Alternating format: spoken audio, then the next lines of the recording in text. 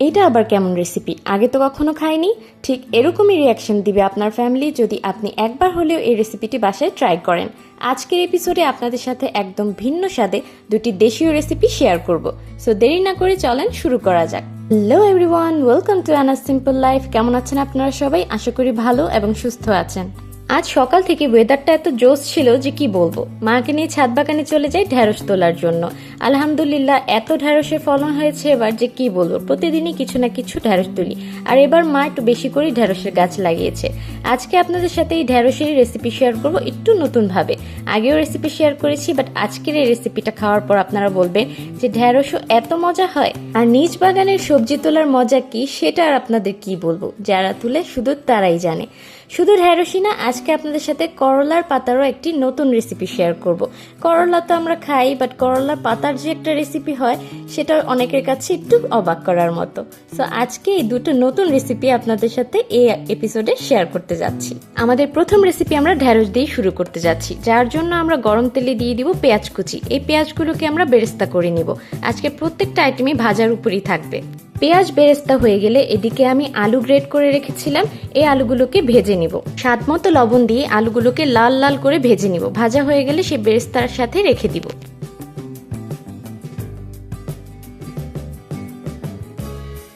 এরপর আমরা আস্তে আস্তে এই ঢেঁড়সগুলোকে দিয়ে ঢেঁড়স ভেজে নিব। এর মধ্যেও স্বাদ মতো লবণ দিয়ে ভালো মতো ভেজে নিব। যখন সিদ্ধ হয়ে যাবে তখন এই ঢেঁড়সগুলোকেও তুলে রেখে দিব। প্রত্যেকটা আইটেম আমাদের ভাজা শেষ। এবার গরম তেলে দিয়ে দিচ্ছি রসুন কুচি। মশলার জন্য দিয়ে দিচ্ছি কাঁচামরিচ পেস্ট, ধনিয়ার গুঁড়া, হলুদের গুঁড়া এবং স্বাদ মতো লবণ। রসুন কিছুটা ভাজার পর সেই মশলাগুলোকে দিয়ে ভালো মতো কষিয়ে নিব। কষানো হয়ে গেলে এর মধ্যে অল্প পরিমাণে টমেটো সস দিয়ে দিব। এরপর এর মধ্যে ম্যাগি মশলা দিয়ে ভালো মতো কষিয়ে নেব। মশলা কষানো হয়ে গেলে প্রত্যেকটা সেই ভাজা ইনগ্রিডিয়েন্টসগুলো দিয়ে দিব। কি বলেছিলাম না, আজকের রেসিপিটা পুরোই নতুন অ্যান্ড ডিফারেন্ট। অ্যান্ড দেখেই বুঝতে পারছেন যে কতটা লোভনীয় হবে এই খাবারটি। তাই তাড়াতাড়ি দেরি না করে এখনই লাইক, শেয়ার এবং সাবস্ক্রাইব করে আমার চ্যানেলের পাশে থাকেন। অ্যান্ড ডেফিনেটলি বেল বাটনে ক্লিক করবেন যেন আপডেটেড সকল ভিডিও আপনারা পেতে পারেন। প্রত্যেকটা ভাজা আইটেম দেওয়ার পর ভালো মতো নেড়ে চেড়ে 5 মিনিটের জন্য রেখে দিব। বাস হয়ে যাবে আমাদের এই মজাদার ঢেঁড়সের রেসিপি। এবার করলা পাতার সেকেন্ড রেসিপিটা শুরু করা যাক। এখানে আমি করলা পাতা কুচি করে নিয়েছি। এরপর এর মধ্যে দিয়ে দিচ্ছি আতপ চালের গুঁড়ো এবং বেসন।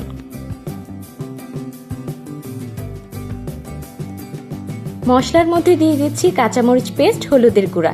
এরপর পেঁয়াজ এবং রসুন কুচি দিয়ে দিচ্ছি। এরপর ভালো মতো মিশিয়ে স্বাদ মতো লবণ দিয়ে দিব।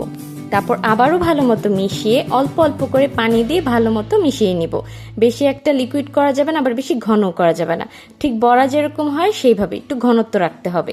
আমাদের ভালো মতো মিশানো হয়ে গেলে গরম তেলে এগুলোকে ভেজে নিব।